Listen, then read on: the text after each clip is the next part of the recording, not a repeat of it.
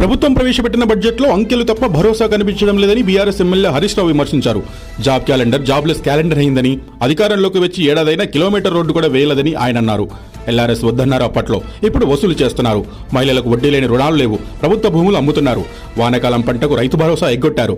కౌలు రైతుల ప్రస్తావన లేదని ఆయన అసెంబ్లీలో మండిపడ్డారు. ఈ బడ్జెట్ లో బట్టి గారు పేరా నంబర్ 62 బట్టి గారు పేరా నంబర్ 62లో ఒక మాట చెప్పారు అధ్యక్ష, నది దాటేదాకా ఓడమల్లయ్య, దాటిన తర్వాత బోడమల్లయ్య అని పేరా 62లో బట్టి గారు చెప్పారు అధ్యక్ష.